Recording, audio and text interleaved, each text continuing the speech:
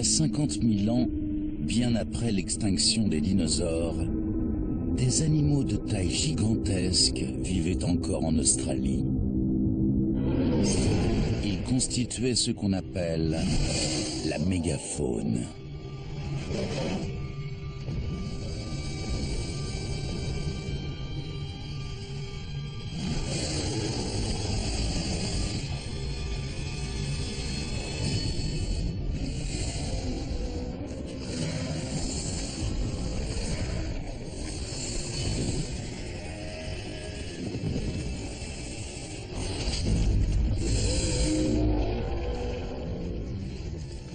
Ces poids lourds ont dominé le règne animal plusieurs centaines de milliers d'années.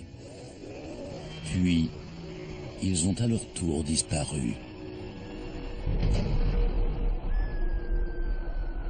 Ils ont été rayés de la surface de la Terre, victimes d'une extinction massive dont on ignore encore l'origine. Mais de récentes découvertes pourraient permettre de résoudre cette énigme.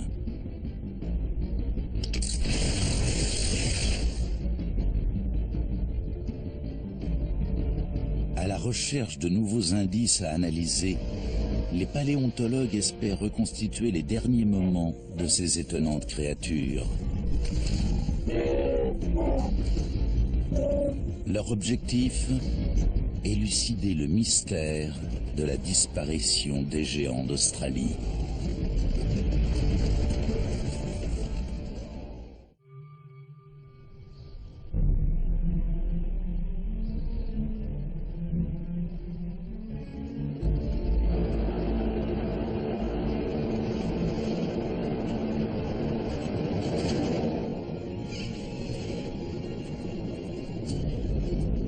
Venus des quatre coins du globe, des chercheurs se retrouvent dans une région reculée d'Australie pour enquêter sur une scène de crime préhistorique.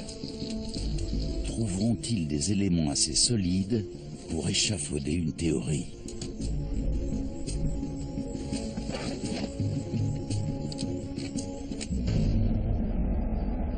Les faits se sont produits ici, environ 50 000 ans avant notre ère. C'est là que sont enfouis les secrets de la mégafaune, les espèces qui la composaient et les causes de leur mort.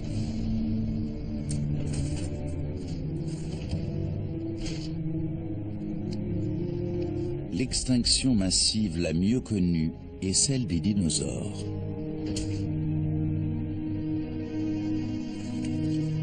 Mais en ce qui concerne les mammifères australiens de l'ère glaciaire, les données sont maigres. C'est un domaine de recherche relativement récent, où les questions sont plus nombreuses que les réponses. La plupart de ces géants préhistoriques n'existaient qu'en Australie. Ils étaient énormes. L'herbivore le plus imposant d'Australie était le wombat géant ou diprotodon. C'est aussi le plus grand marsupial de tous les temps.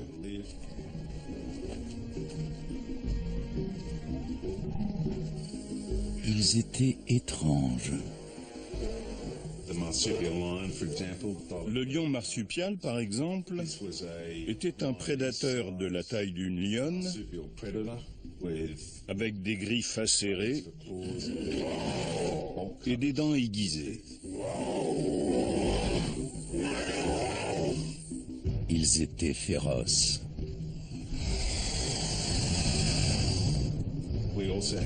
Il y avait aussi le plus gros lézard au monde, le Megalania prisca.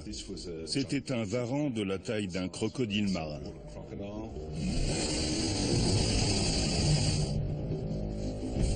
Ces géants ont vécu plusieurs millions d'années. Ils ont été confrontés au changement climatique, à la sécheresse, aux feux de brousse et aux prédateurs. Leur disparition est-elle due à l'un de ces facteurs? Ou bien a-t-elle été causée par un élément encore plus dévastateur?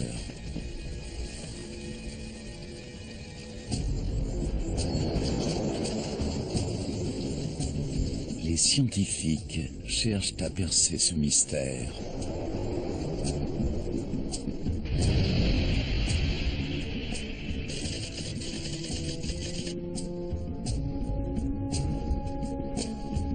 Sous la vaste plaine de Null Arbor, au sud-ouest de l'Australie, des spéléologues ont fait une découverte capitale.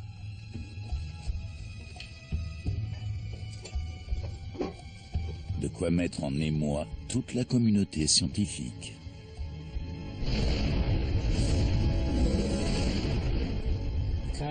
Ils ont retrouvé un squelette entier de lion marsupial, ou Thylacoleo, dans un état absolument parfait. La grotte a créé des conditions exceptionnelles de conservation.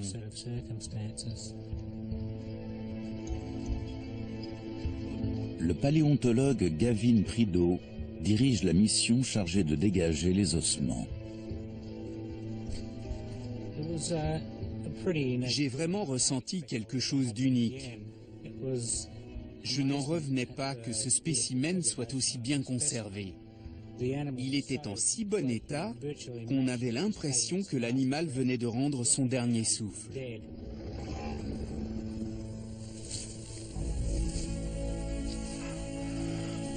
Thylacoleo signifie lion à poche. Comme bon nombre de grands animaux préhistoriques d'Australie, c'était un marsupial, un mammifère qui portait ses petits dans un repli ventral.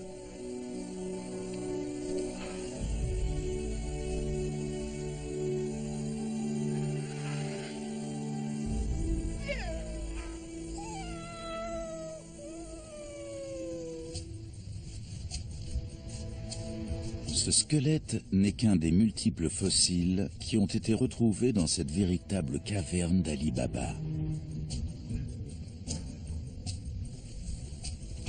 La plupart datent de plusieurs centaines de milliers d'années, et 8 d'entre eux concernent des espèces encore inconnues.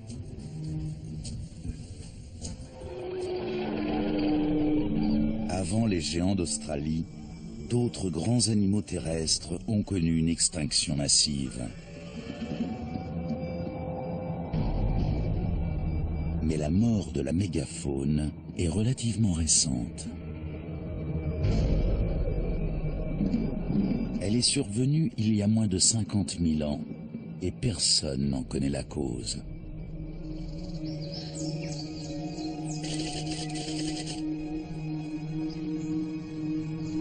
Mais on serait aujourd'hui à l'aube d'une avancée majeure. À l'Institut de recherche arctique et alpine du Colorado, les chercheurs commencent à reconstituer le puzzle. Ils ont examiné les coquilles d'œufs d'une espèce éteinte. Il s'agit de l'un des plus grands oiseaux coureurs de tous les temps.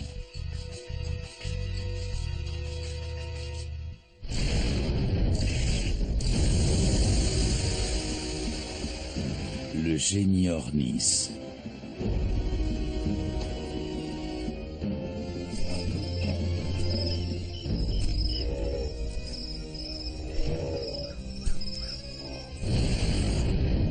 Ces fragments de coquilles fossilisées contiennent des informations sur le type de végétaux dont il se nourrissait juste avant son extinction.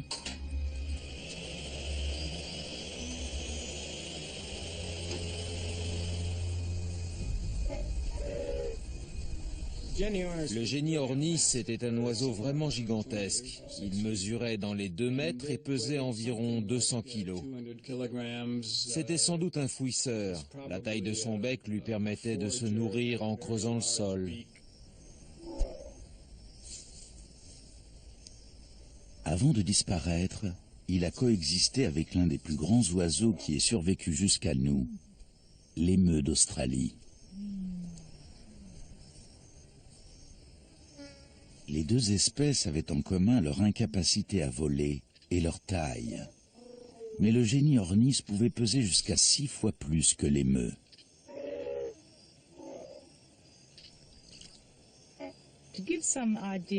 Pour avoir une idée de sa taille, On peut le comparer avec l'émeu que nous connaissons.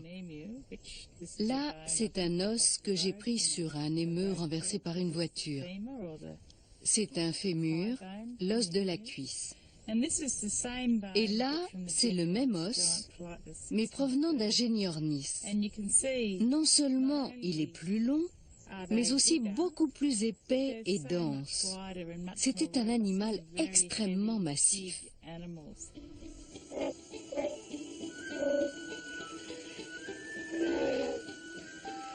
Parmi les multiples fossiles de géniornis dont on dispose, les coquilles d'œufs sont les plus nombreuses. Malgré leur fragilité, elles ont traversé les millénaires et renferment des indications précieuses sur le régime alimentaire de ces oiseaux.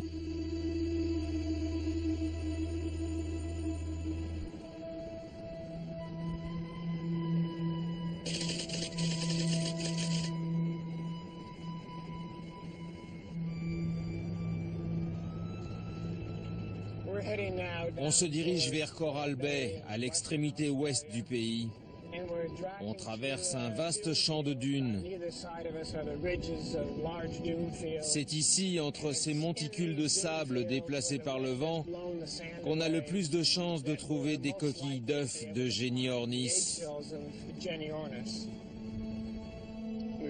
Il devrait y en avoir pas mal. Ça commence déjà ici, avec une légère formation de carbonate secondaire sur celle-là.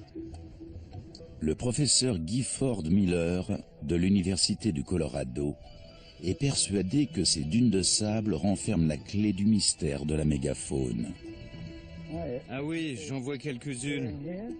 On devrait en trouver encore plus là-haut.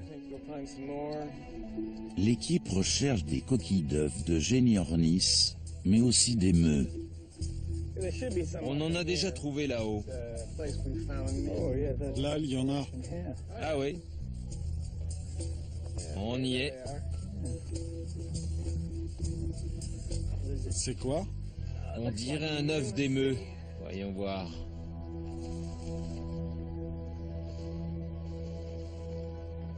Les émeux et les géniornis ont vécu à la même période et ils nichaient aux mêmes endroits. Donc souvent, quand on retrouve des coquilles d'œufs de l'un, on en retrouve de l'autre. À partir de ces spécimens, les paléontologues peuvent comparer l'alimentation des deux espèces et mieux comprendre leur environnement. Le professeur Miller cherche à savoir si l'extinction du Géniornis pourrait s'expliquer par un bouleversement profond de l'écosystème. Pour déterminer les éventuels changements dans leur habitat avant et après l'extinction de l'oiseau préhistorique, il a analysé des coquilles d'œufs d'émeux. On est l'espèce qui ne s'est pas éteinte, c'est-à-dire l'émeu. Et on a étudié des coquilles parfois vieilles de 100 000 ans pour reconstituer ce qu'ils mangeaient avant et après l'extinction du Géniornis.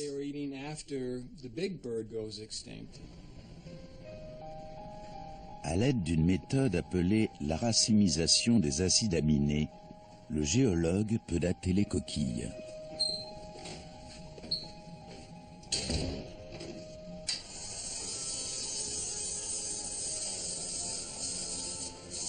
Et il peut aussi avoir un aperçu du régime alimentaire de ce drôle d'oiseau. Les acides aminés de ces coquilles contiennent en effet plusieurs types de carbone qui correspondent à diverses nourritures. Puisqu'on sait que l'émeu est herbivore, il est possible de quantifier la proportion d'atomes de carbone issus des différents végétaux absorbés: herbacées, buissons, feuilles d'arbres, graines et fruits. On a vu qu'il y a plus de 50 000 ans, l'émeu se nourrissait de toutes sortes de végétaux, comme des herbes, des feuilles ou des arbrisseaux. Mais après l'extinction du génie Ornis, tout un pan de cette végétation a disparu du régime de l'émeu, qui s'est tourné vers d'autres ressources alimentaires.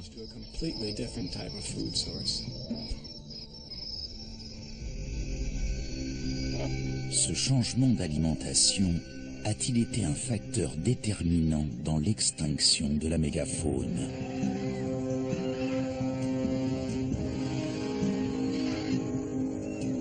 À l'époque où vivaient ces animaux, le centre de l'Australie était une région luxuriante qui abritait une grande variété d'espèces.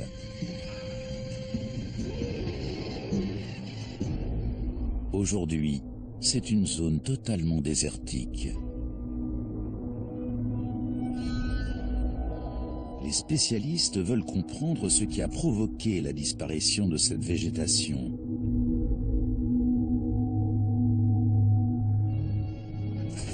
Pour tenter d'en savoir plus, ils étudient le plus grand marsupial herbivore.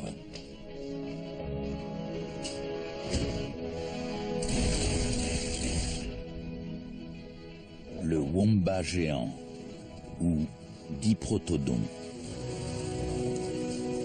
Ce colosse occupait les forêts ouvertes, la brousse ou les prairies et consommait plus de 100 kilos de végétaux par jour.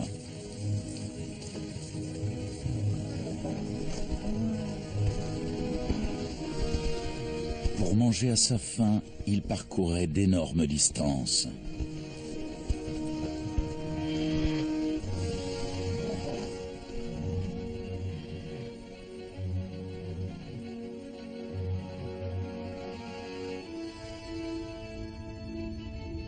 Suite à une découverte étonnante en 1893 au lac Callabona en Australie méridionale, des paléontologues ont pu reconstituer le premier squelette complet de wombat géant.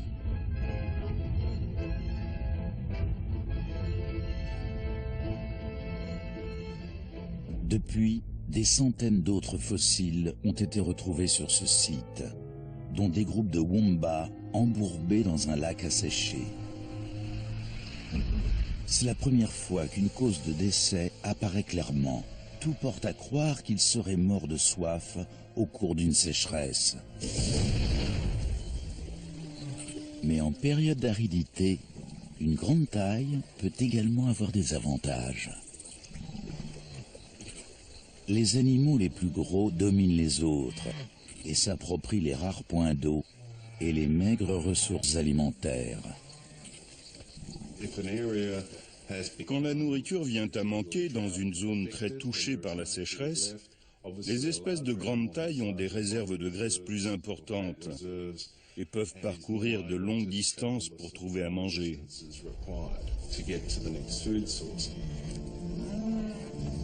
Les wombats géants étaient donc parfaitement équipés pour survivre à la sécheresse et dénicher de la nourriture. Ils ne semblaient pas être les plus menacés par l'extinction. Mais peut-être avaient-ils un point faible. Sa façon de se déplacer est étroitement liée à sa taille gigantesque.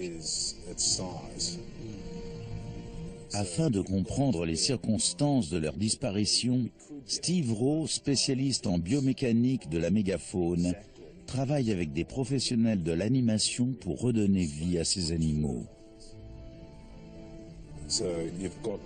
Il ne faut pas oublier qu'il pesait dans les 2 ou 3 tonnes.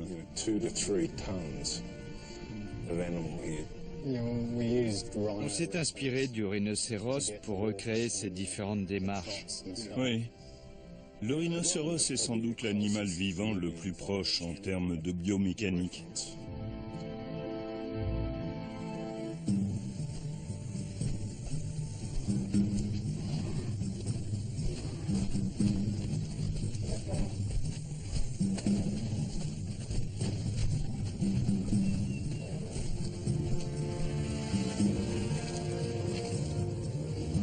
Le wombat géant mesurait 1,80 m au garrot pour 3 mètres de long et pesait près de 3 tonnes. Mais ces dimensions hors normes n'ont pas suffi à le protéger d'un environnement hostile et de prédateurs impitoyables.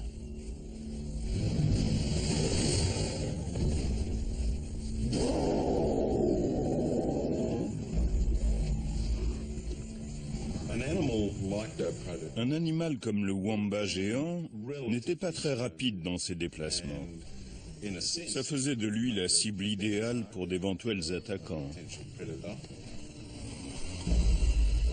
Malgré tout, sa lenteur était compensée par une masse imposante.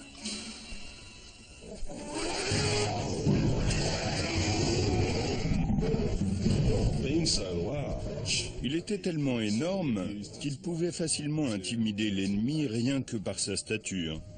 L'une des solutions pour échapper à la prédation, c'est d'avoir une corpulence dissuasive.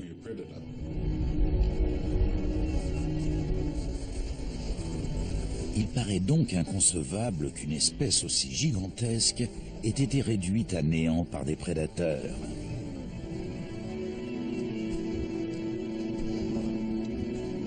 Leur grande taille aurait-elle pu se retourner contre eux?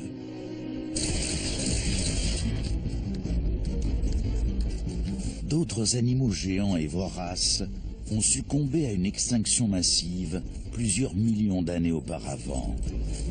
Et si la clé de l'énigme était à chercher du côté des dinosaures?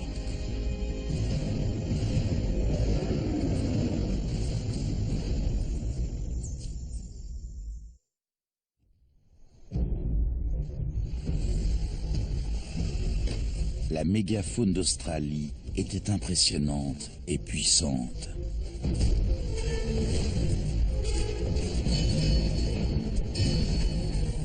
Elle comprenait des marsupiaux,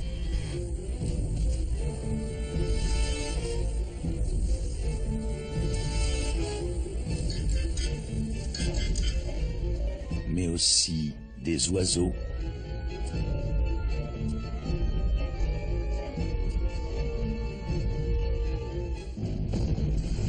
sans oublier le plus grand lézard de tous les temps. Le Megalania appartenait à la famille des Varanidés.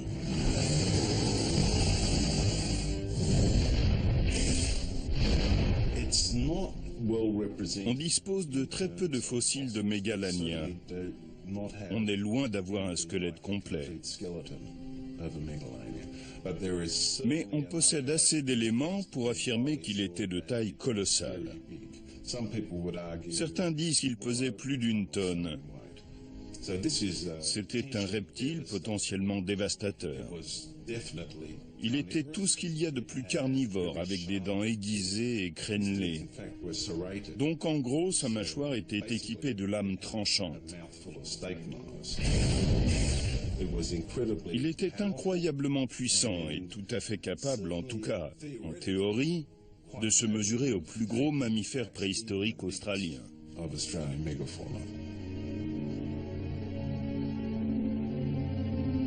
Comment ce redoutable varan a-t-il pu s'éteindre?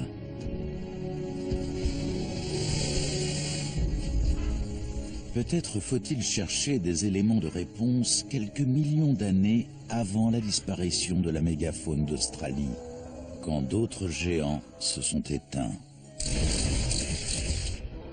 Les dinosaures.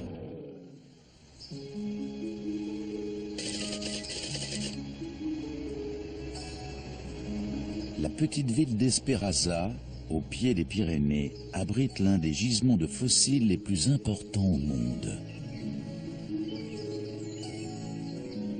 Un site capital pour la compréhension du phénomène de l'extinction.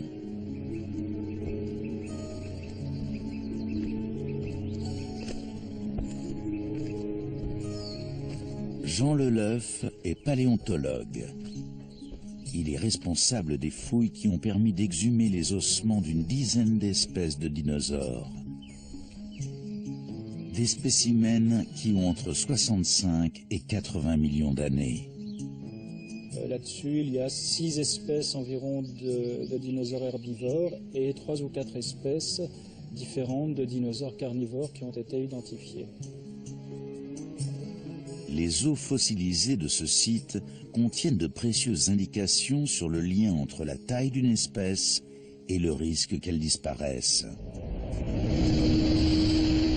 Voici à l'heure actuelle le scénario le plus probable pour expliquer l'extinction des dinosaures.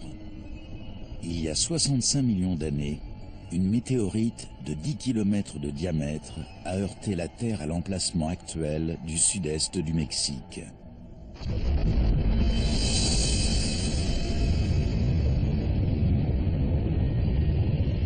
Elle a traversé la croûte terrestre, ce qui a provoqué des incendies à l'échelle planétaire, des tsunamis et de fortes tempêtes accompagnées de pluies acides. La poussière et les débris projetés dans l'atmosphère ont bloqué une grande partie des rayons du soleil et entraîné une chute des températures sur l'ensemble du globe. Ce cataclysme aurait rayé de la planète tous les dinosaures et au moins 50% des espèces qui existaient à l'époque. Dans cette période d'obscurité qui a pu durer plusieurs mois, peut-être même quelques années, les plantes ont donc dépéri à l'échelle du monde entier et ça a eu forcément des conséquences dramatiques pour tous les animaux herbivores, y compris les dinosaures herbivores qui se nourrissaient de plantes et se sont donc trouvés sans aucune ressource alimentaire. Lorsque les dinosaures herbivores sont morts de faim, les carnivores ont péri à leur tour, faute de proie.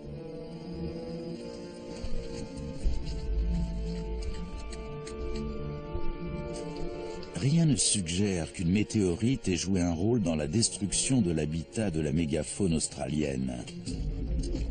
Mais l'extinction des dinosaures permet d'en savoir plus sur les conséquences pour les animaux de grande taille d'un changement brutal de leur environnement.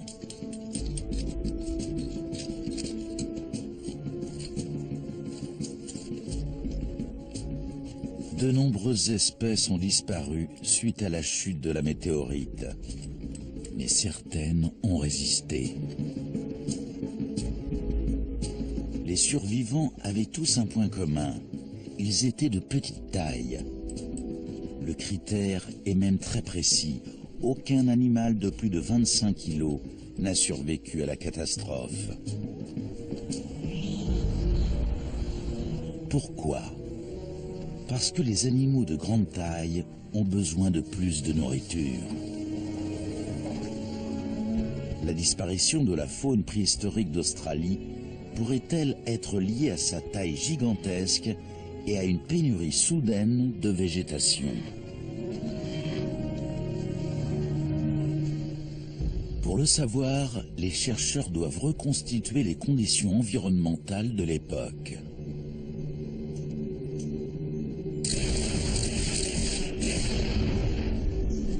Encore faut-il déterminer le moment exact où le phénomène s'est produit.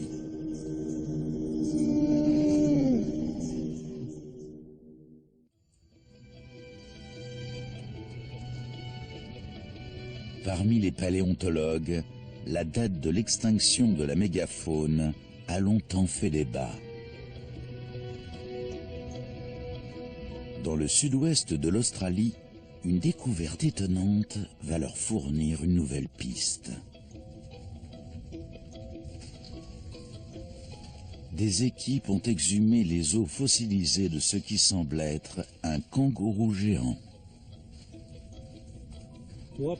On a là un morceau de squelette de kangourou à museau court ou Procoptodon, une espèce éteinte très répandue en Australie jusqu'à 40 ou 50 000 ans avant notre ère. On le trouvait dans toute l'Australie méridionale et plus particulièrement dans l'ouest.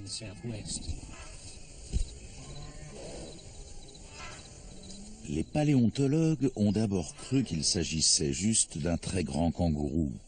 Mais le Procoptodon adulte pouvait atteindre 3 mètres, quasiment 3 fois plus que le kangourou actuel.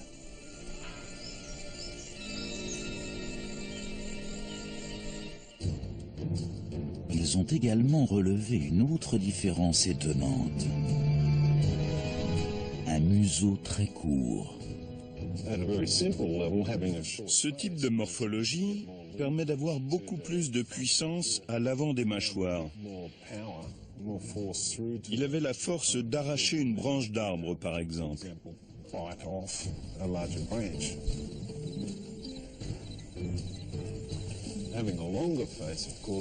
En revanche, les animaux qui ont un museau plus long peuvent brouter tout en gardant les yeux à une certaine hauteur, ce qui leur permet de voir venir d'éventuels prédateurs.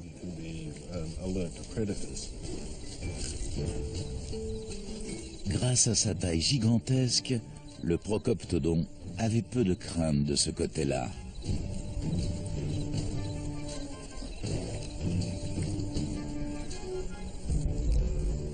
En l'absence de prédateurs, son extinction est encore plus inexplicable.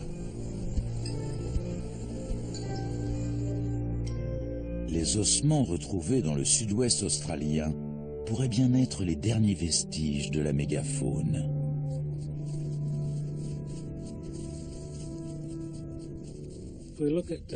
Parmi les différentes strates qu'on a découvertes ici, celle-ci semble être la dernière à contenir de nombreux restes de mégafaune. Il y en a un peu au-dessus, mais beaucoup plus en dessous. Donc il semblerait que ce niveau corresponde à la période d'extinction de la mégafaune au sud-ouest de l'Australie. Les paléontologues doivent maintenant délimiter avec précision cette période. Pour cela, ils ont recours à une méthode qui permet de dater des échantillons vieux d'1 million d'années.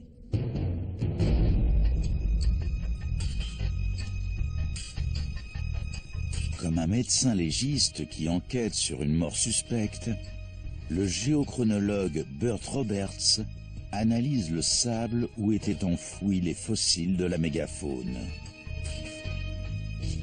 Il emploie une technique de pointe, la datation par luminescence, pour déterminer à quel moment le sable a été entraîné au fond de la grotte par la chute mortelle d'un animal.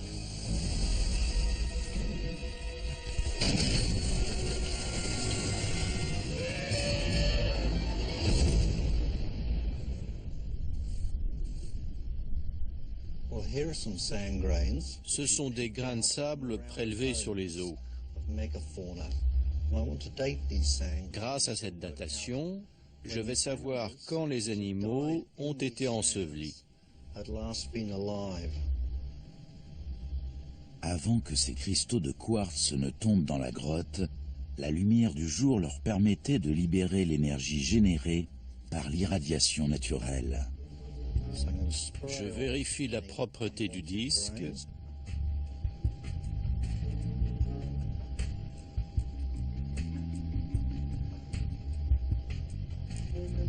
Et je le place sur le carrousel. Une fois ensevelis, ces cristaux ont emmagasiné jour après jour la radioactivité naturelle ambiante de la grotte.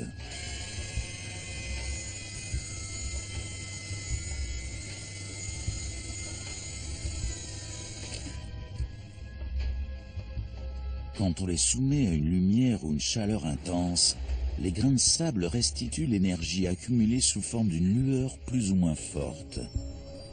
Cette technique de datation est extrêmement fiable.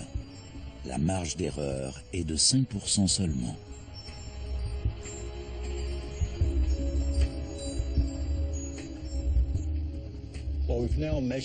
Voici les résultats pour chaque grain. L'un d'eux génère une lueur d'une intensité suffisante pour nous indiquer à quel moment ces sédiments sont tombés dans la grotte et ont recouvert les cadavres d'animaux.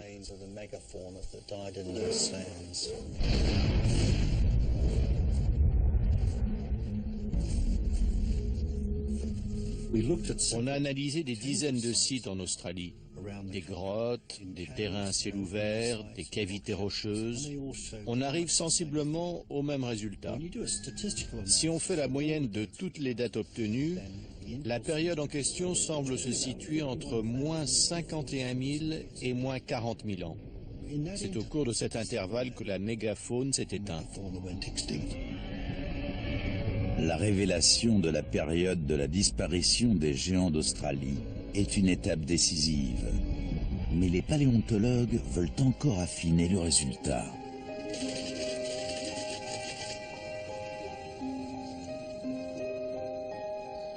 À 30 km au sud-ouest de Paris, au siège du CNRS, l'Australienne Linda Ayleaf dirige un projet de recherche sur les fossiles.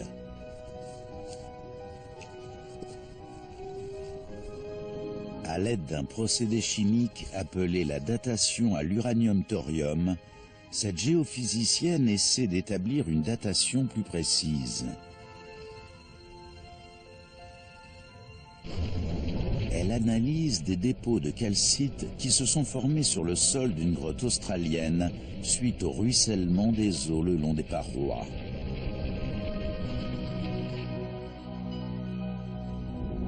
Au fil du temps, ces concrétions ont recouvert les ossements d'animaux qui se trouvaient là.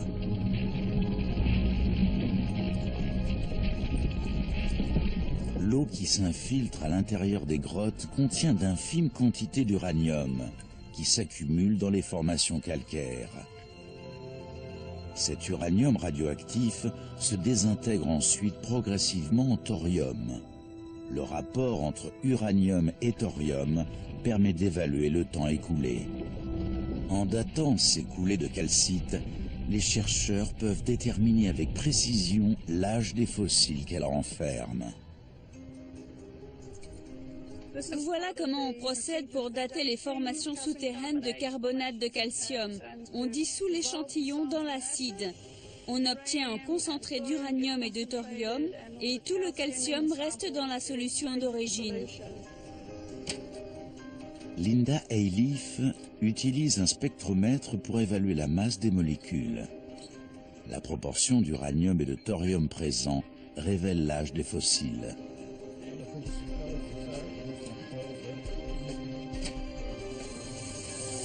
Après des années de recherche, la communauté scientifique obtient enfin la réponse tant attendue.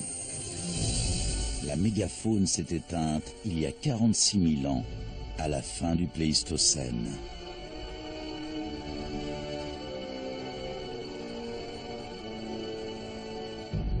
Voilà qui confirme ce qu'avait annoncé le professeur Roberts. Cela signifie que ces espèces ont disparu en relativement peu de temps. Maintenant que l'extinction de la mégafaune est datée avec précision, l'enquête peut progresser.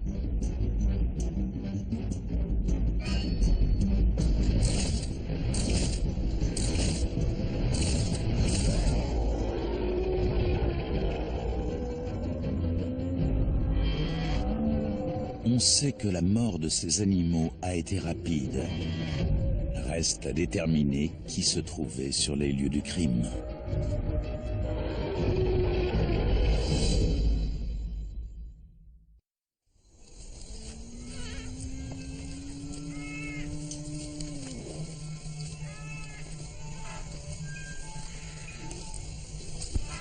À peu près au moment de l'extinction, un nouveau prédateur a fait son apparition dans le paysage australien.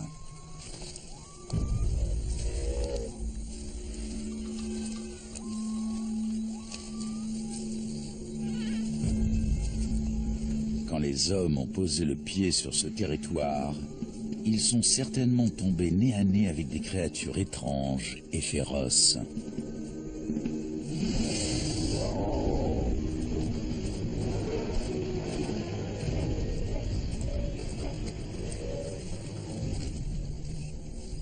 Qui étaient ces premiers humains et d'où venaient-ils? Ont-ils une part de responsabilité dans l'extinction de ces espèces?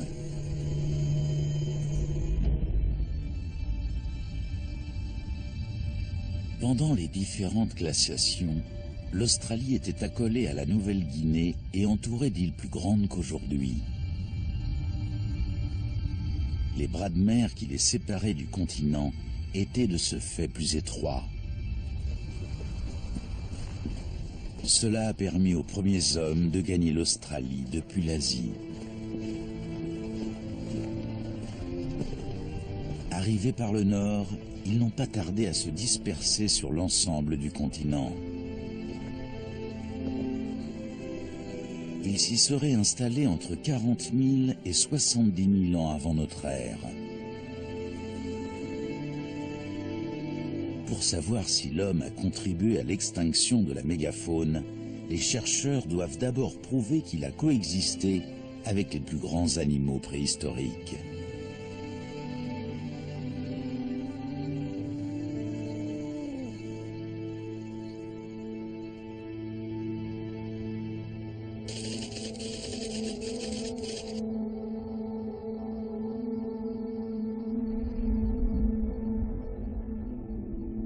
C'est dans ces paysages étonnants du sud-ouest de la Nouvelle-Galles du Sud qu'on a retrouvé les traces de la première présence humaine en Australie.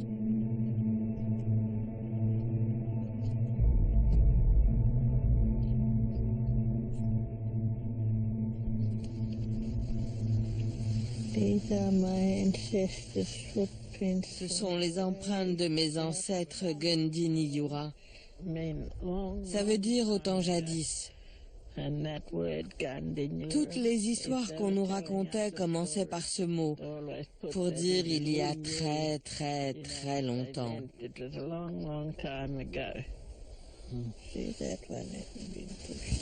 Ce temps jadis remonte à 20 000 ans. Elles sont encore là. Lottie Williams appartient à l'une des 3 tribus ancestrales de la région. Je dirais que celle-ci est l'empreinte d'une jeune fille et celle-là d'un homme.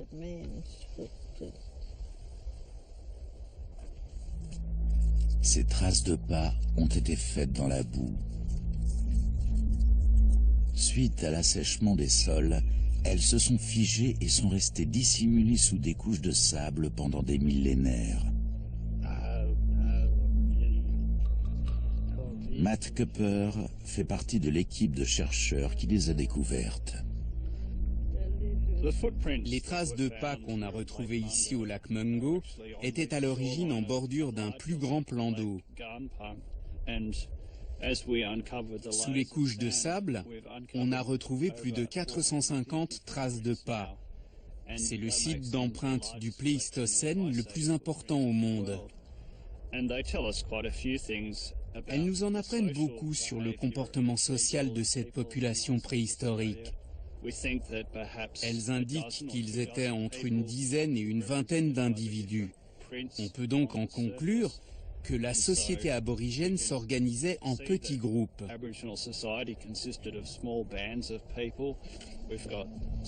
Il y a des empreintes aussi bien de jeunes enfants que d'hommes adultes. Donc ça veut dire qu'une famille entière ou un clan a transité par ici.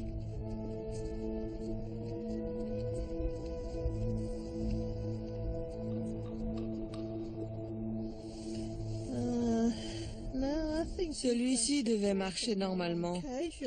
Celui-là, on dirait plutôt qu'il courait. Certaines empreintes mesurent jusqu'à 30 cm de long.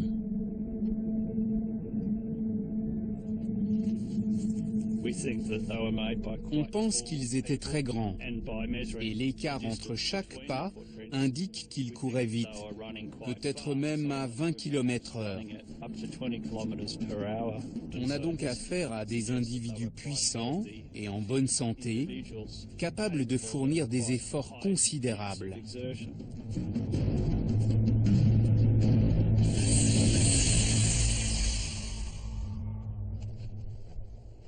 Vous avez vu cet émeu? Il y a des traces d'oiseaux et de lapins. Et d'émeux. Oui, un émeu. Dans la mythologie aborigène, que l'on appelle le temps du rêve, il est question des Kadimakara. Ce sont des animaux qui vivaient dans les zones forestières ou les sous-bois regorgés d'eau et de nourriture. La légende raconte que leur habitat a été détruit. Ils ont été forcés d'errer sur le continent, et l'on peut encore trouver de nos jours des ossements leur appartenant. On a retrouvé des os de kangourous et d'émeus géants, mais aussi d'une espèce voisine du wombat géant. Ils vivaient ici il y a 40 ou 50 000 ans quand ces grands lacs regorgeaient d'eau. Ça concorde avec les légendes du temps du rêve. Les données scientifiques prouvent ce qui a été transmis de génération en génération.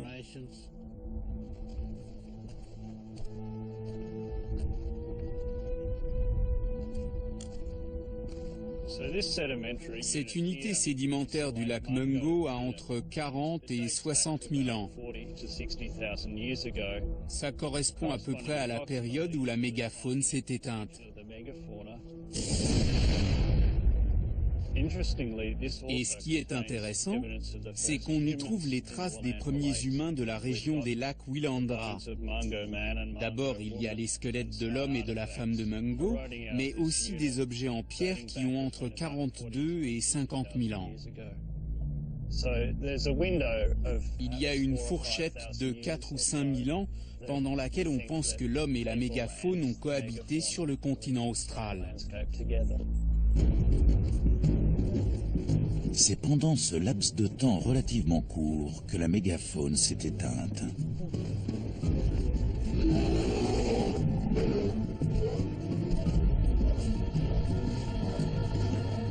Mais ce n'est pas parce qu'il était contemporain de ces espèces que l'homme est responsable de leur disparition.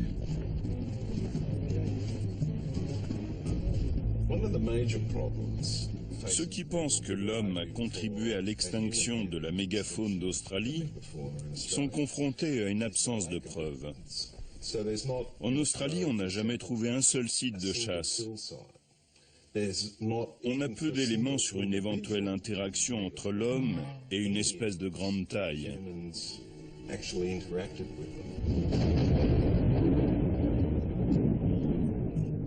Si le coupable n'est pas l'homme, les scientifiques doivent poursuivre leur enquête.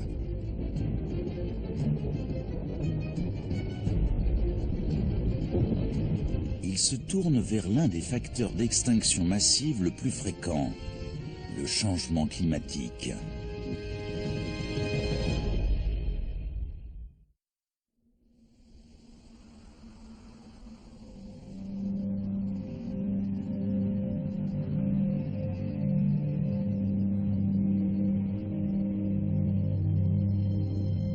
C'est dans la chaîne des Snowy Mountains, en Nouvelle-Galles du Sud, qu'ils cherchent des éléments susceptibles de prouver que les variations de température ont joué un rôle.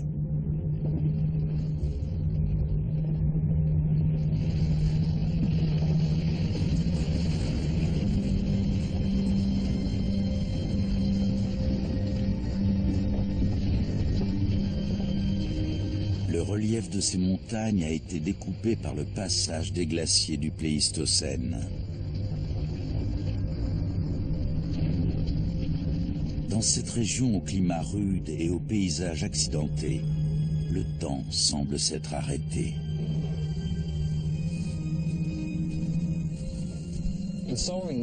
Pour comprendre pourquoi la mégafaune australienne a disparu, il faut prendre en compte les mutations climatologiques avant et après l'extinction.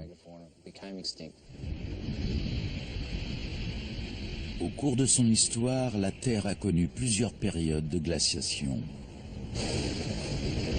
Lors de ces périodes, les calottes glaciaires qui recouvrent les pôles s'étendent et recouvrent une grande partie des continents d'une couche de glace qui peut aller jusqu'à 1500 mètres d'épaisseur. La planète a-t-elle connu son maximum glaciaire, c'est-à-dire une extension maximale des glaces et les températures les plus basses, au moment de l'extinction des géants d'Australie?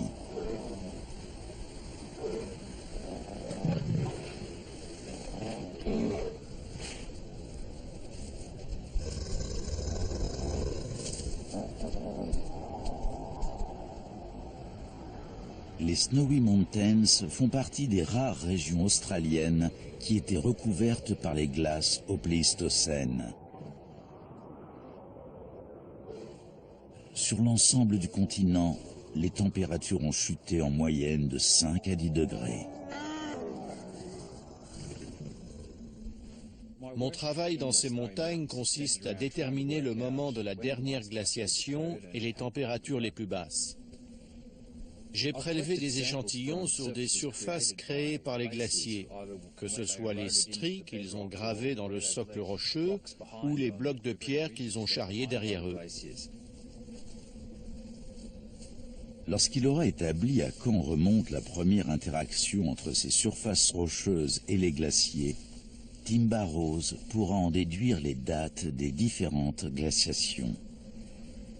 Si l'une d'elles coïncide avec l'extinction de la mégafaune, cela pourrait prouver que le changement climatique en a été la cause.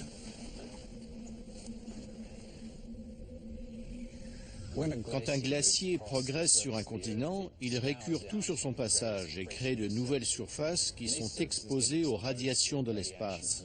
La Terre est constamment bombardée par les rayons cosmiques qui traversent l'atmosphère et ça provoque des réactions nucléaires à l'intérieur de la roche. Ces réactions génèrent de nouveaux éléments radioactifs. Grâce à la quantité de produits radioactifs présents dans la roche, on peut savoir quand la surface a été décapée par un glacier pour la dernière fois.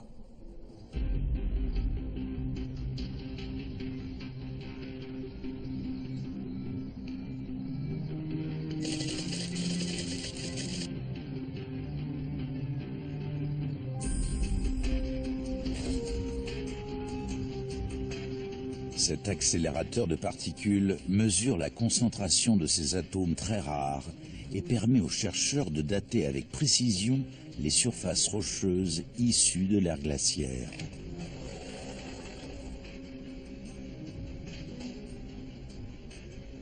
Quand on rapporte notre échantillon au labo, on doit d'abord le traiter chimiquement pour isoler ces éléments présents en très faible quantité. On dépose ensuite l'échantillon sur une plaque qu'on place dans l'accélérateur.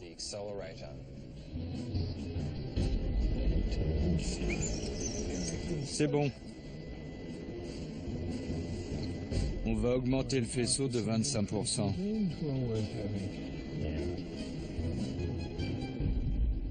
La première glaciation remonte à environ 60 000 ans. La seconde aura eu lieu il y a 30 000 ans et la dernière il y a 19 ou 20 000 ans. L'étude montre que le maximum glaciaire n'a été atteint que bien après la disparition de la mégafaune.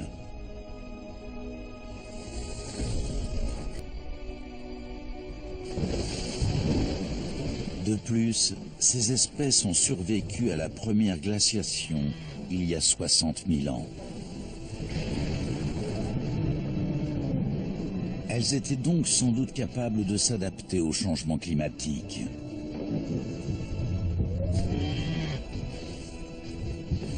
Des empreintes fossilisées près du lac Callabonna en Australie méridionale confirment que le wombat géant avait un pelage épais.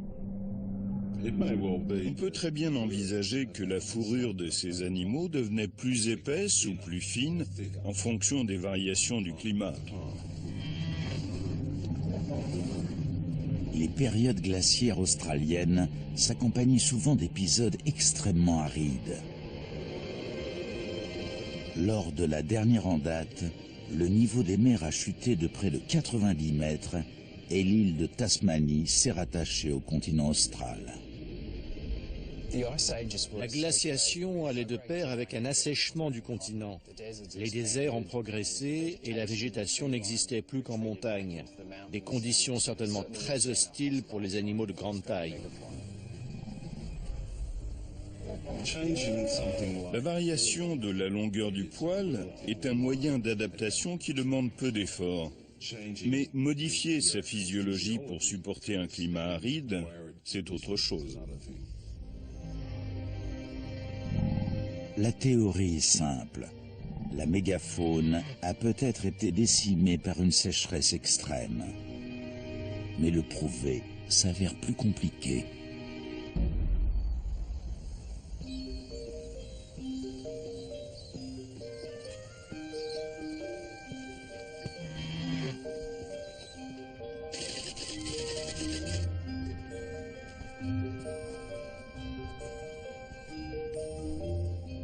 Ces grottes spectaculaires abritent des formations calcaires qui témoignent des conséquences de la sécheresse sur la mégafaune. Elles constituent aussi l'un des seuls sites au monde où on peut trouver des fossiles de vertébrés sur une durée de 500 000 ans.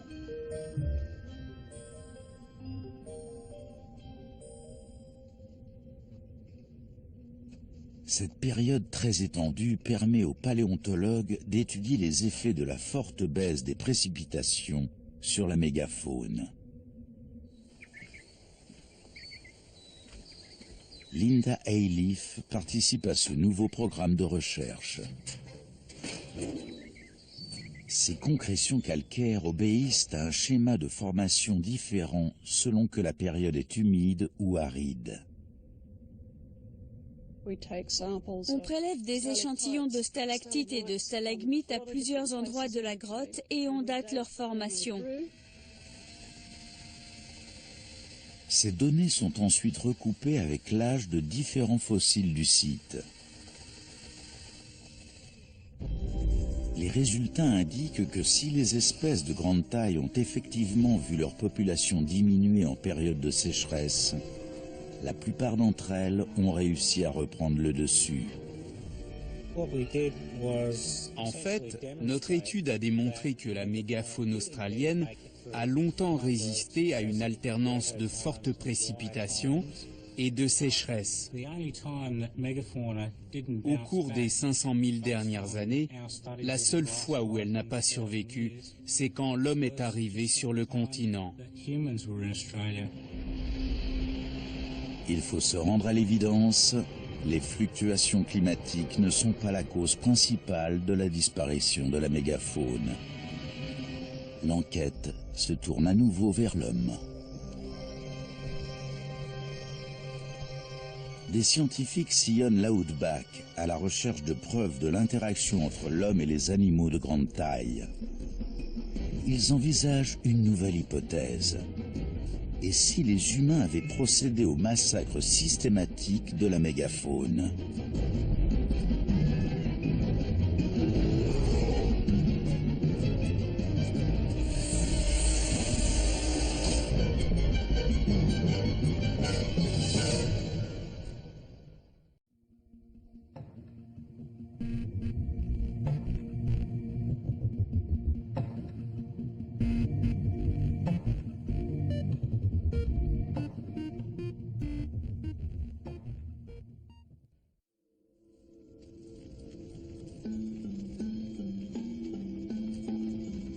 Certaines grottes australiennes abritent des peintures aborigènes ancestrales très élaborées.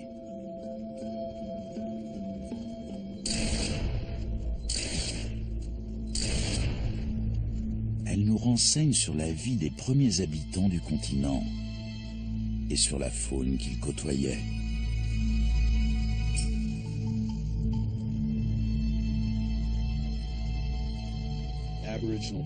Les peintures aborigènes d'Australie ont des styles très variés.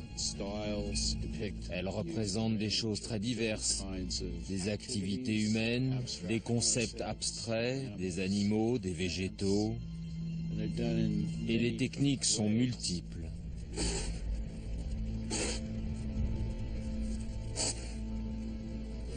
Il y a beaucoup de grottes et d'abris rocheux en Australie, avec des peintures qui représentent tout un éventail de motifs, de styles et d'époques.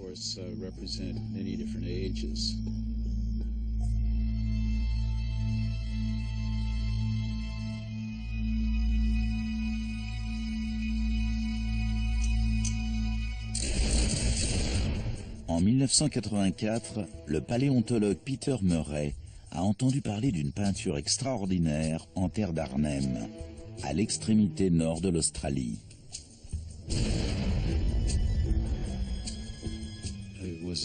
C'était la première fois que j'admirais une peinture aussi ancienne. Quand j'ai compris ce qu'elle représentait, j'en suis pas revenu. Elle montre une créature qui semble tout droit sortie de la mythologie aborigène du temps du rêve.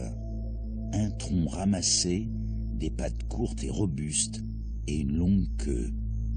L'animal est resté longtemps non identifié, jusqu'à ce que Peter Murray note une ressemblance avec le genre des Palorchestes, une espèce géante éteinte.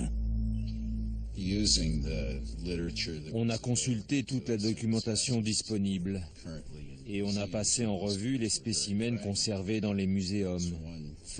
Ce ne sont que des fragments pour la plupart, mais on a persévéré. On espérait tomber sur un squelette plus complet qu'on pourrait comparer à la peinture. La recherche de ce spécimen n'a pas été une mince affaire. Mais les longues années de recherche ont fini par porter leurs fruits. Ce n'est pas moi qui l'ai trouvé, mais un de mes collègues. La bonne surprise, c'est qu'il était intact. Ce crâne confirme que l'animal figurant sur la peinture rupestre a bel et bien existé.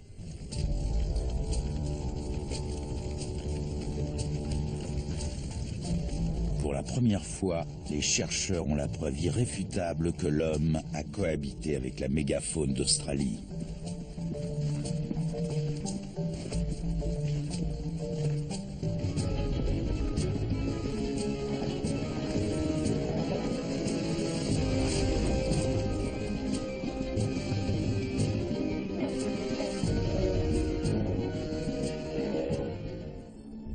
D'autres régions du monde, comme l'Amérique du Nord ou Madagascar, l'arrivée des humains a également coïncidé avec l'extinction massive de certaines espèces. C'est ce qui a poussé quelques scientifiques à émettre l'hypothèse d'un blitzkrieg. L'homme aurait livré une guerre éclair contre la mégafaune et l'aurait exterminée.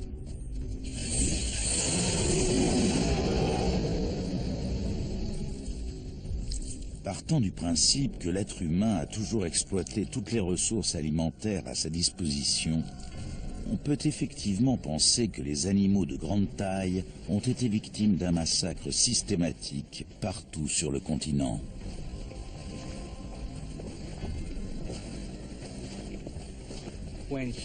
Avec l'arrivée de l'homme en Australie, le nombre de grands prédateurs a augmenté de près de 50%. Par sa présence et par sa volonté de maintenir sa population, l'homme a eu un impact sur la mégafaune.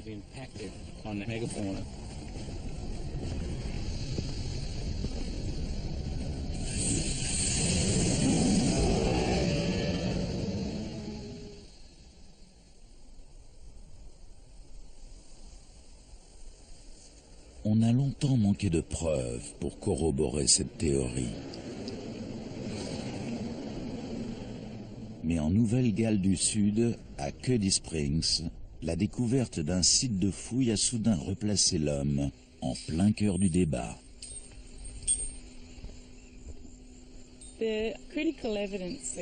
Cuddy Springs est le seul site en Australie où l'on a trouvé à la fois des vestiges d'objets fabriqués par l'homme et des fossiles de mégafaune. L'archéologue Judith Field a la chance de pouvoir étudier l'une des plus importantes collections de fossiles de la mégafaune.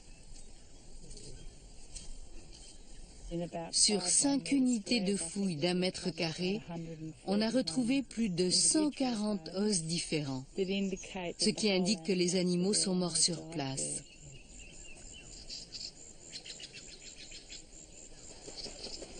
Sous la surface de ce lac, elle a découvert plusieurs couches de sédiments fossilisés distinctes qu'on appelle des horizons. Chacun d'eux correspond à un chapitre de l'histoire naturelle du lieu. L'horizon le plus profond indique un marécage. Personne ne venait camper ici. Mais dans l'horizon du dessus, à moins de 30 000 ans, on a trouvé des morceaux de charbon fossilisés et des os calcinés, notamment le fémur d'une espèce de kangourou aujourd'hui disparue. Tout porte à croire qu'il a été brûlé par des flammes, et seul l'homme a pu faire un feu sur un matériau comme cette argile.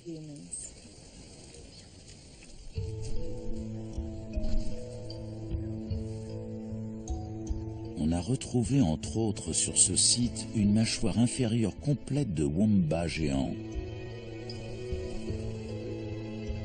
Et juste à côté, un outil en pierre.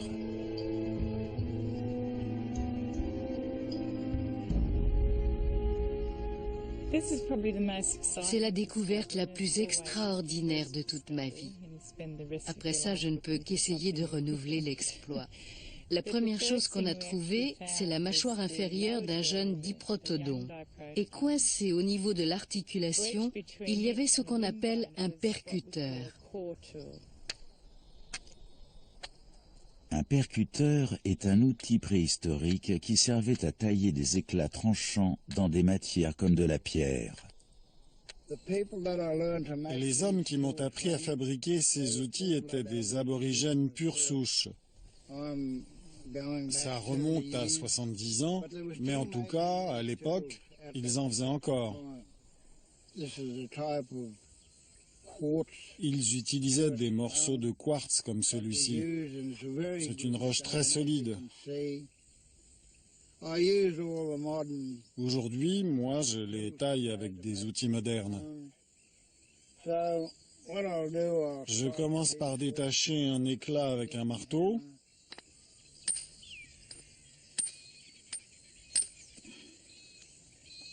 Et ça donne un très bel outil. Vous voyez, c'est très aiguisé. À partir de ce morceau de roche, on peut fabriquer des éclats tranchants de toutes les tailles.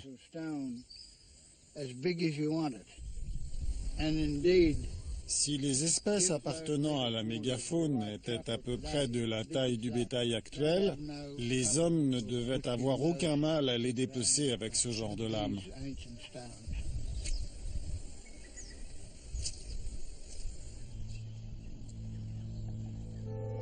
L'analyse de ces outils en pierre permet de déceler les plus infimes gouttes de sang ou fragments d'os, même des dizaines de milliers d'années plus tard.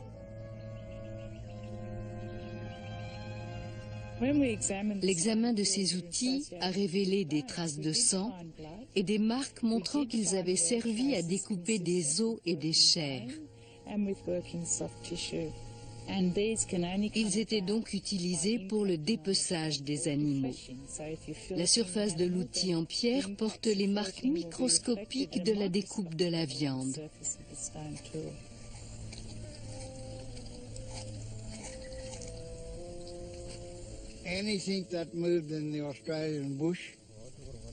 Mon peuple faisait cuire tout ce qu'il trouvait pour le manger.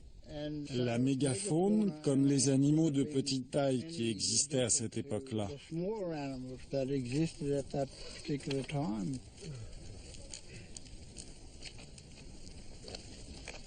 Les preuves sont indéniables. L'homme a bien mangé des animaux géants. Mais les outils retrouvés évoquent davantage des outils de découpe que de véritables armes. Et certains fossiles indiquent que les animaux sont morts parce qu'ils s'étaient embourbés.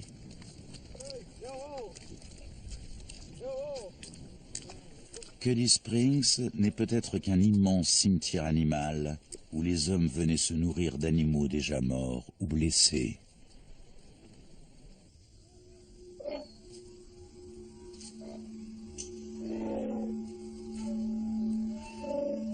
Il est pourtant difficile de rayer totalement l'homme de la liste des suspects.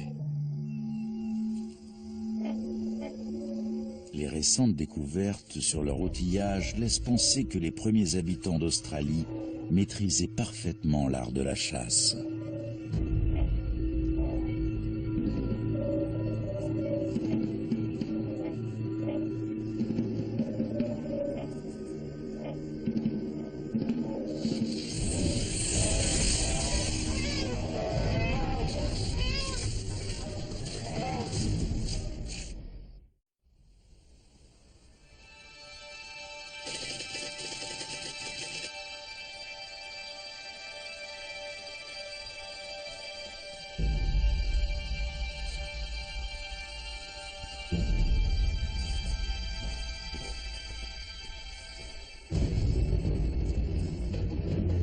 premiers humains étaient des chasseurs-cueilleurs.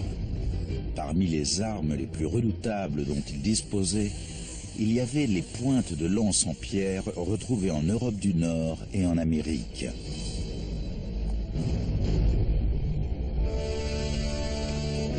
Elles servaient principalement à tuer les grands mammifères de l'ère glaciaire.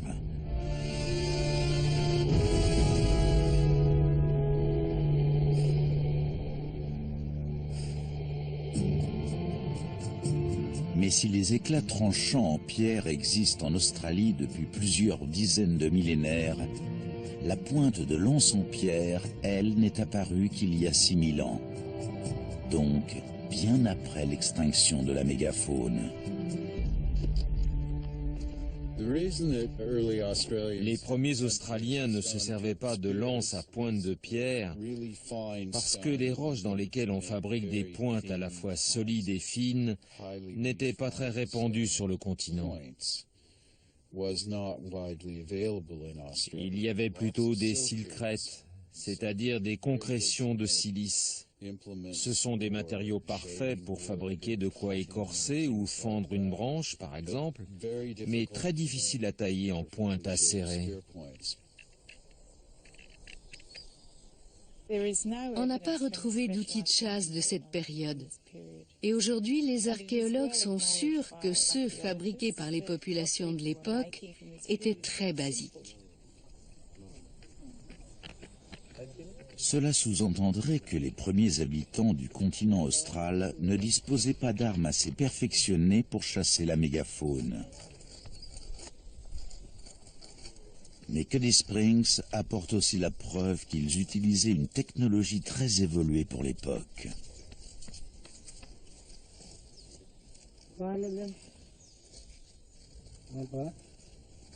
On a retrouvé des meules vieilles de 30 000 ans. Ce qui signifie qu'ils avaient 20 000 ans d'avance sur le reste du monde. Judith Field a établi l'origine de ces pierres. Elles proviennent d'une carrière située à 120 km du site. À l'ouest de Cuddy Springs, il y a une carrière de grès située sur une colline, où partout on voit clairement les endroits où des morceaux de pierre ont été extraits par la main de l'homme. On y a découvert énormément de vestiges d'outils en pierre. Gary, je crois que j'ai trouvé un marteau. Beau spécimen. Ces roches étaient parfaites pour être transformées en meules et en outils de taille. Mais elles ne pouvaient en aucun cas servir à fabriquer des armes plus meurtrières. C'est trop fragile pour en faire une hache? Oui. Donc il n'en faisait que des meules. Des meules et sans doute aussi des pierres funéraires.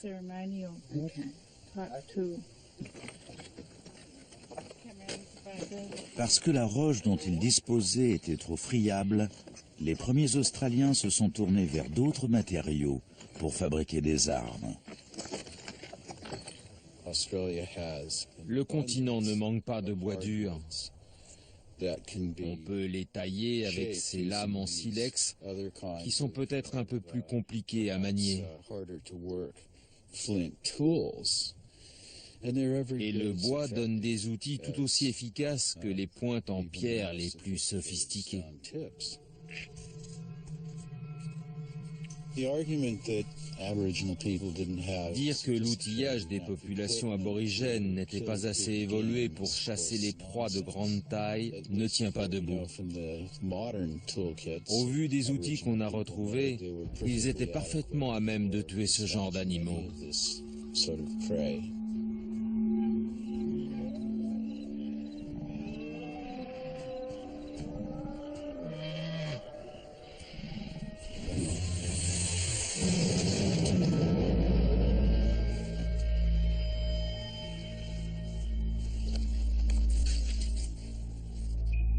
Les pointes de lance en bois dur peuvent infliger des blessures graves. Elles auraient parfaitement pu être utilisées contre de jeunes individus de la mégafaune. Et c'est peut-être ce qui a précipité l'extinction de ces espèces.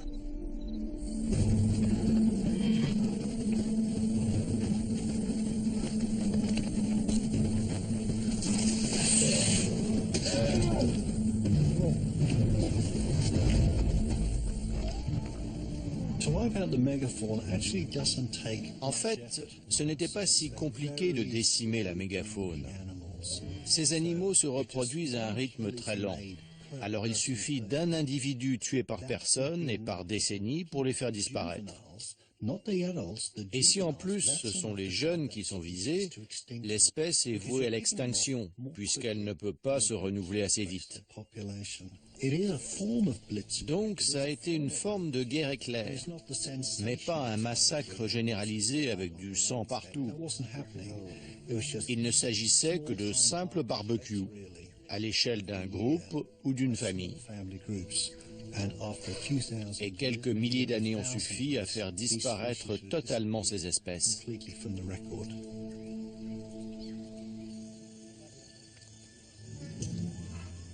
Même si les premiers occupants australiens disposaient d'armes adaptées à la chasse des jeunes individus, ces animaux n'étaient pas des cibles faciles pour autant. L'hypothèse qui avance la chasse pratiquée par l'homme comme la première cause de l'extinction de la mégafaune repose sur l'idée que ces animaux étaient tellement peu habitués à la prédation qu'ils étaient faciles à tuer.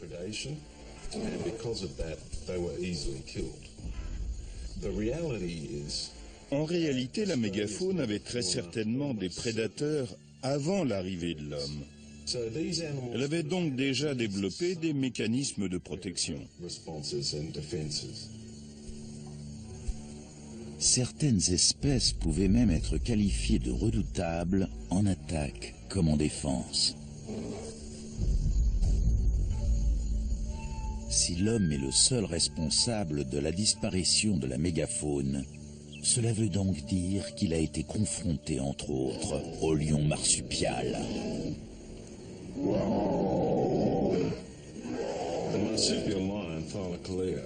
Il était tout en haut de la chaîne alimentaire dans l'Australie de l'ère glaciaire. C'est le mammifère carnivore qui s'est le mieux adapté à son environnement, toutes époques confondues. Il avait des griffes rétractiles aux membres supérieurs et inférieurs.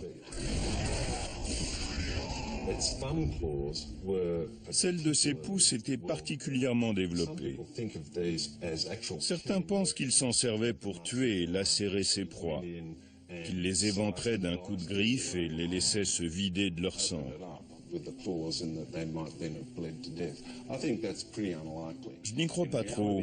Je pense plutôt qu'il s'en servait pour agripper ses proies.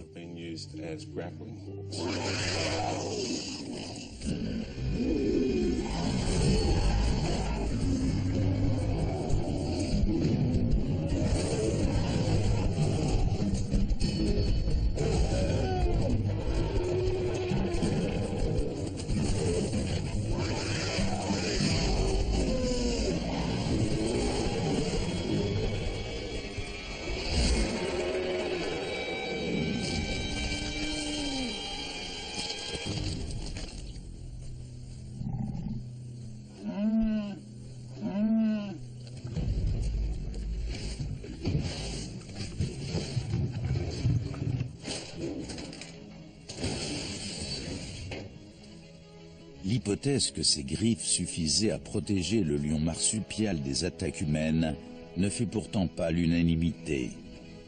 Et la communauté scientifique a longtemps été perplexe quant à la dentition de cet animal.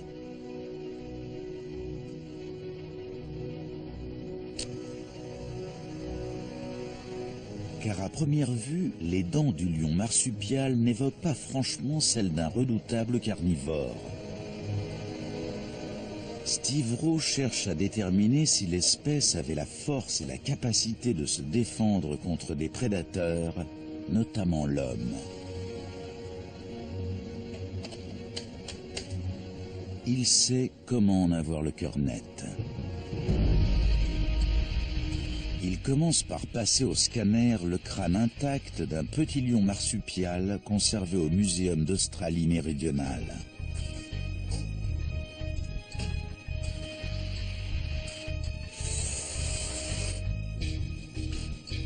Puis, il transmet les clichés à ses collègues de l'Université d'Australie occidentale. Grâce au prototypage rapide, ils élaborent un moule en taille réelle du crâne et des mâchoires. Cette technique utilise la modélisation numérique pour générer des coupes extrêmement fines d'un volume scanné. À l'aide d'un faisceau laser, des particules de poudre métallique sont agglomérées en des milliers de couches solides qui se superposent les unes aux autres pour former une pièce en 3D.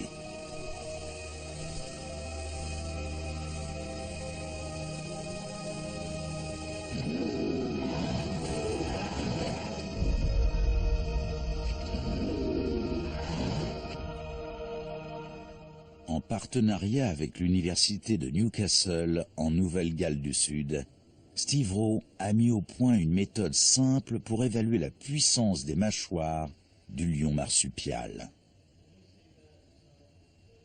Il combine la conception assistée par ordinateur et des tests de résistance biomécanique, puis procède à diverses expériences sur une tête de mouton. Ok.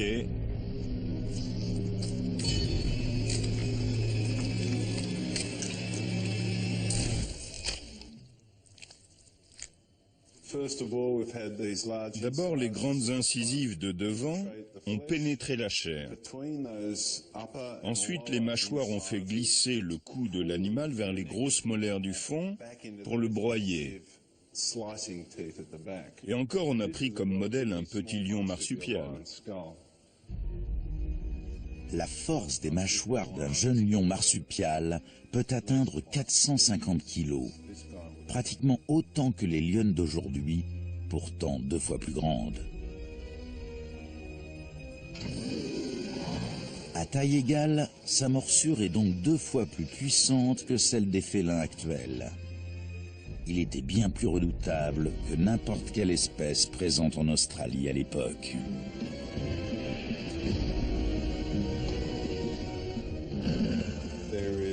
Pour moi, ça ne fait aucun doute. Un lion adulte pouvait tuer un homme sans problème.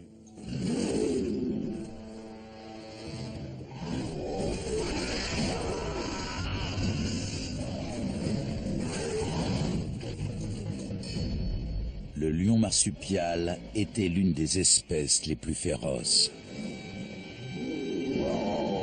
En cas de confrontation, c'est certainement l'homme qui aurait pris ses jambes à son cou.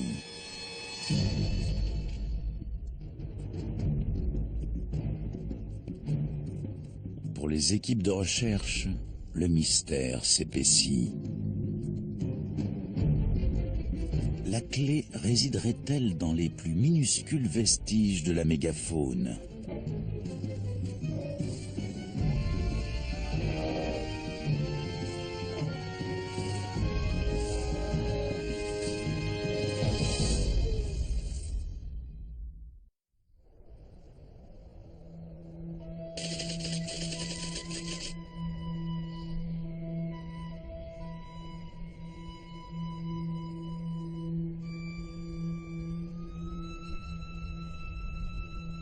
Le professeur Gifford Miller, de l'Université du Colorado, revient sur les lieux d'une scène de crime préhistorique. Parmi ces dunes de sable, il cherche des fragments de coquilles provenant des œufs de Géniornis.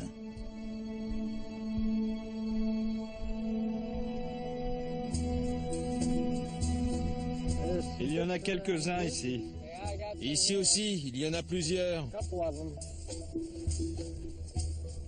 À ce jour, là où les causes exactes de l'extinction de la mégafaune n'ont toujours pas été identifiées. Mais les recherches du professeur Miller pourraient contribuer à faire progresser l'enquête.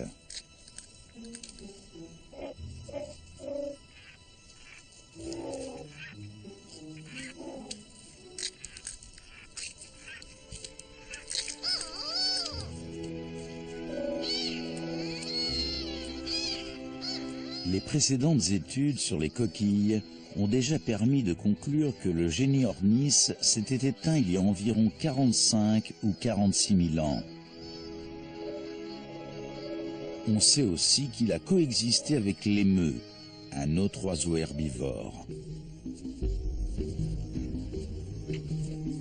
Mais après l'extinction du Géniornis, certains végétaux ont disparu et les émeus ont modifié leur alimentation.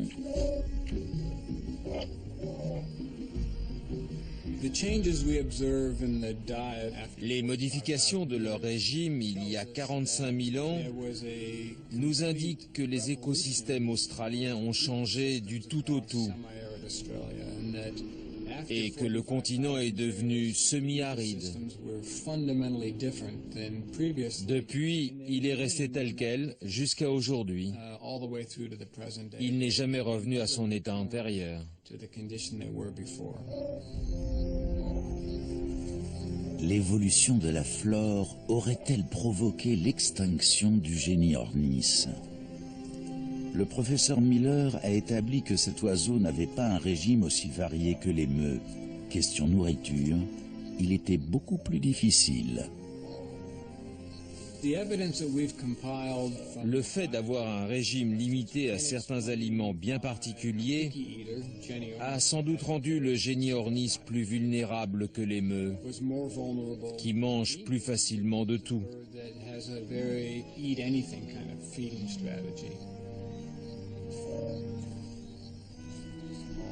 Quand la végétation a évolué, le Géniornis n'a pas su s'adapter.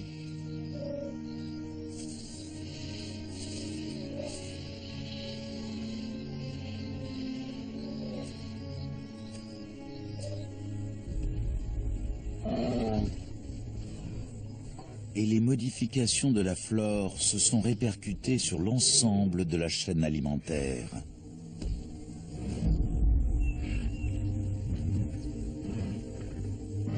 Les herbivores ont été décimés et les grands carnivores qui s'en nourrissaient sont devenus à leur tour vulnérables. Ils se disputaient âprement le peu de proie qui restait.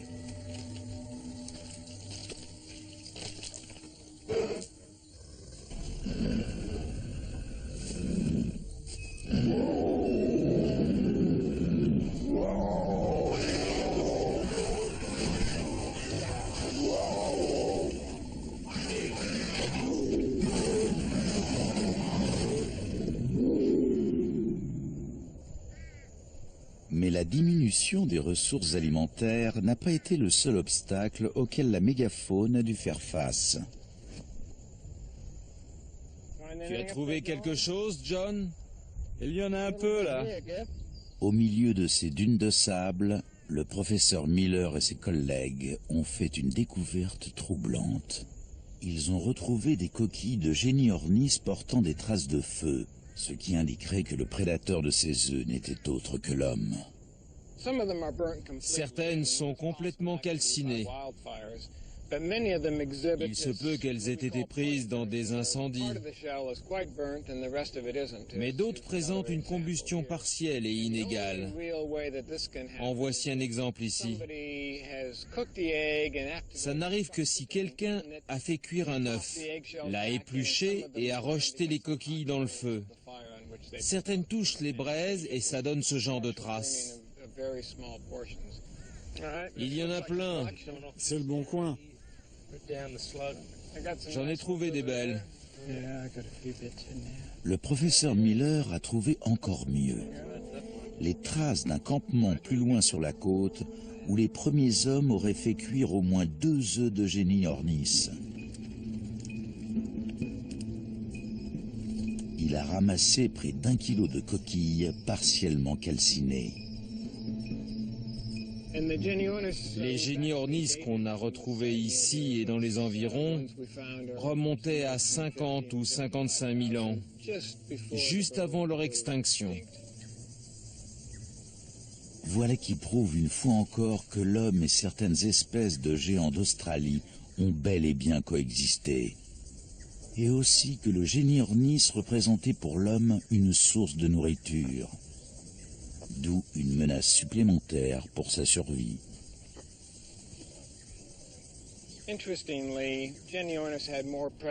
Le génie Ornis avait bien d'autres prédateurs que l'homme. Cette encoche est la marque d'un animal qui a attrapé l'œuf en le perçant avec ses canines, avant de manger le poussin à l'intérieur.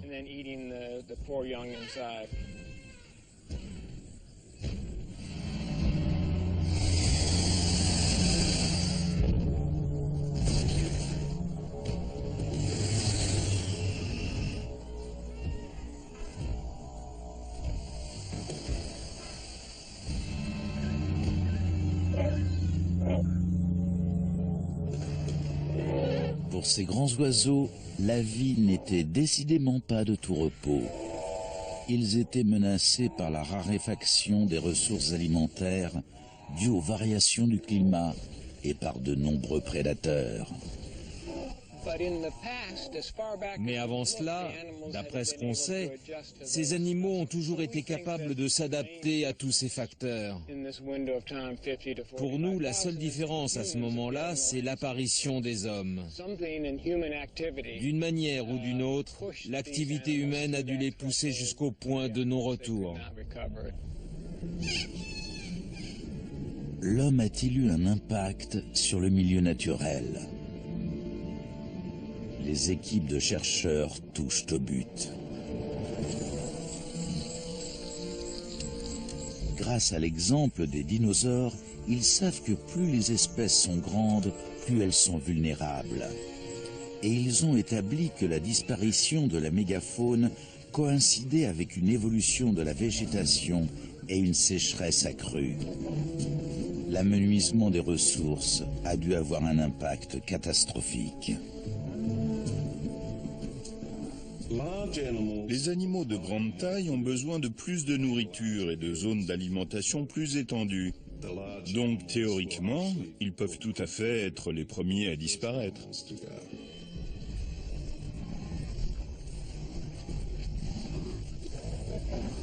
Parmi toutes les hypothèses envisagées, celle d'une modification de la végétation est sans doute la plus innovatrice. Mais elle comporte encore une zone d'ombre. En admettant que l'homme ait joué un rôle dans cette modification, quelle activité aurait pu bouleverser l'habitat de ces espèces au point de détruire leurs ressources alimentaires ?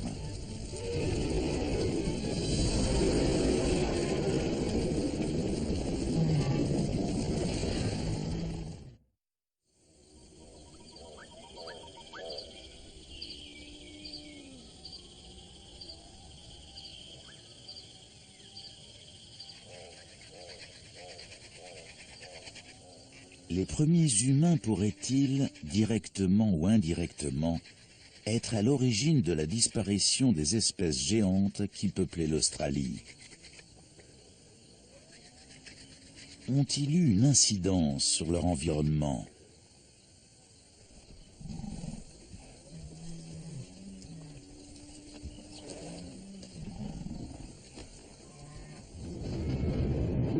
Après les mutations profondes subies par la flore, de nouvelles espèces ont fait leur apparition sur le sol australien.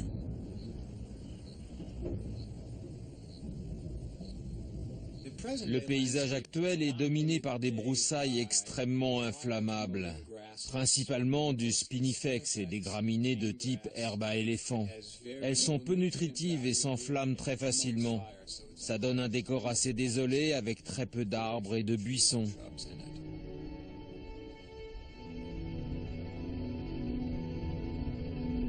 Les paléontologues ont voulu savoir à quoi ressemblait le paysage préhistorique. En creusant la terre, ils ont eu la surprise de tomber sur des couches noirâtres, qu'ils ont identifiées comme des restes de végétation calcinée. Il y a toujours eu des feux de brousse naturels en Australie. Ils sont souvent causés par la foudre. Mais sur les couches qui datent de moins 50 ou moins 45 000 ans, c'est-à-dire au moment où les hommes se sont installés en Australie, on observe une plus forte concentration de charbon. Or, ces dépôts de charbon coïncident non seulement avec l'arrivée des humains, mais aussi avec l'extinction de la mégafaune. Ils correspondent en outre à la disparition de plusieurs espèces végétales qui composaient les forêts tropicales.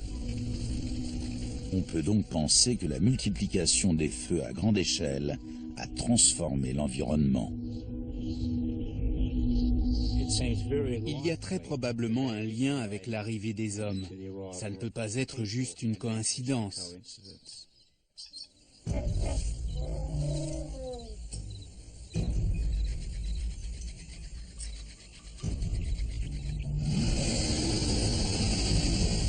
Confrontés à des animaux féroces et de grande taille, les premiers Australiens ont trouvé une solution ingénieuse pour les tenir à distance.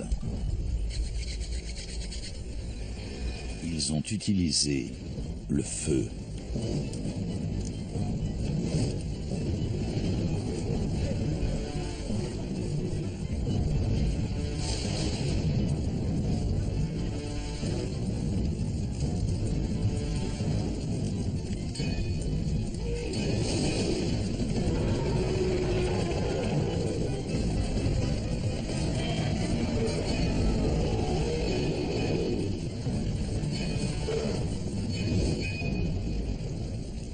Mais ils peuvent avoir eu d'autres raisons de brûler la végétation. Les hommes provoquaient des incendies pour couper la route à leur proie, pour favoriser les plantes comestibles, pour débroussailler un chemin. Ce procédé appelé culture sur brûlis est sans doute à l'origine de la disparition d'une bonne partie de la végétation dans de nombreuses régions d'Australie.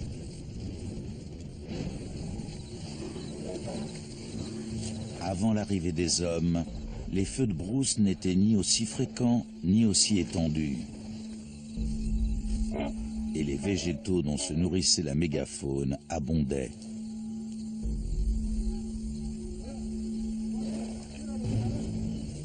Mais le brûlage répété a entraîné la disparition des feuilles et des fruits prisés par les grands herbivores.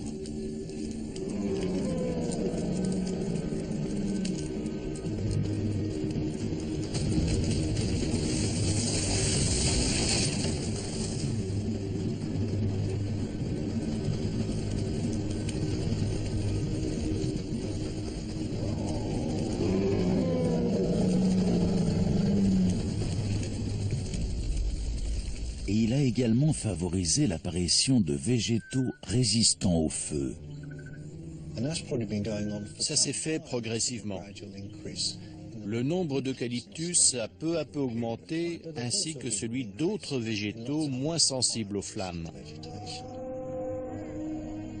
Il est prouvé que la culture sur brûlis faisait partie intégrante des activités humaines de l'époque.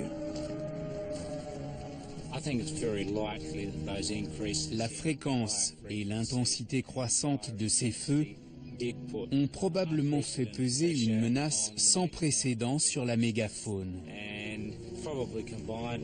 Entre ça et la chasse, elle a eu du mal à survivre.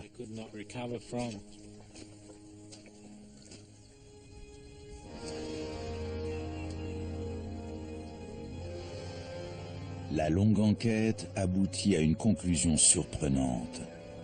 Un petit groupe d'hommes a modifié l'écosystème de tout un continent, au point de faire mourir de faim l'ensemble de la mégafaune.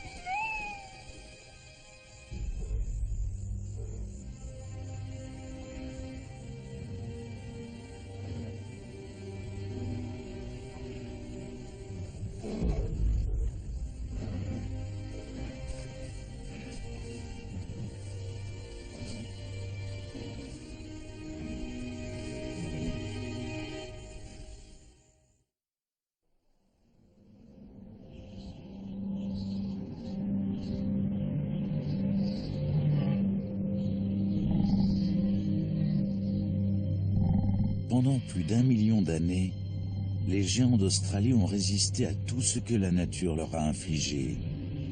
Glaciation, sécheresse, incendies déclenchés par la foudre. Mais l'arrivée de l'homme leur a été fatale.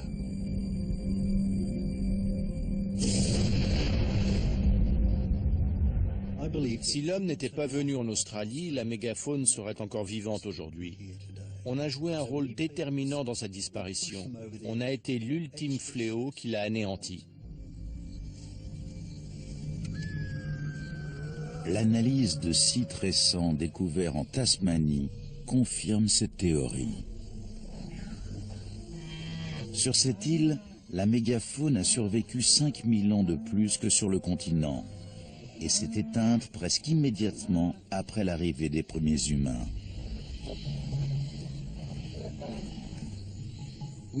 On a été un élément clé de l'extinction de la mégafaune. Toutes les datations mettent en évidence le lien entre sa disparition et l'arrivée des hommes. Et on sait par quel mécanisme. Le brûlage régulier et systématique de la végétation. Par un effet domino, cette pratique a fini par aboutir à la disparition totale de la mégafaune. Au final, la modification de l'environnement par les feux intensifs est l'explication la plus logique. Les paysages sont très sensibles aux bouleversements et ça peut se répercuter à l'échelle d'un continent. La thèse de la responsabilité de l'homme présente cependant une faille. Au fil des millénaires, les aborigènes d'Australie se sont toujours montrés soucieux de préserver la nature et ont veillé au renouvellement des ressources qu'elle offrait.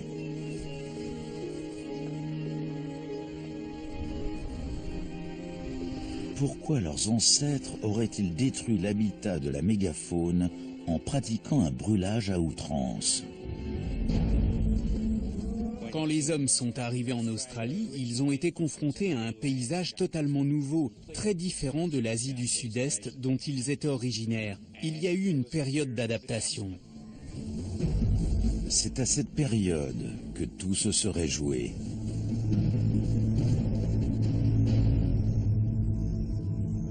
Par la suite, ils se sont familiarisés avec les différents écosystèmes australiens et ont appris à gérer les ressources naturelles de manière plus durable.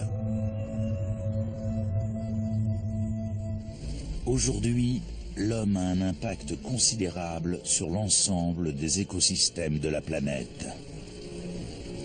La pollution, la déforestation et le réchauffement climatique ont pris une ampleur telle que l'activité humaine menace désormais jusqu'à l'existence même de notre espèce. Si nous acceptons que la grande taille peut être un facteur qui prédispose à l'extinction, et si la destruction de l'environnement que nous connaissons actuellement se poursuit, l'espèce humaine pourrait bien devenir la plus grande espèce animale sur la planète. Et dans ce cas, on peut se poser des questions sérieuses sur ses chances de survie.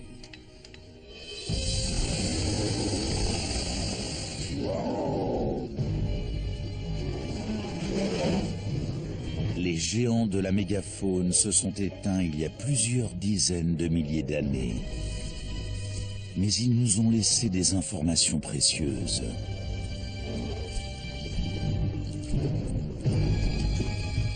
Ils nous ont offert un aperçu d'un univers très différent du nôtre. Et nous ont mis en garde contre les dangers d'une nouvelle catastrophe écologique que nous pourrions déclencher.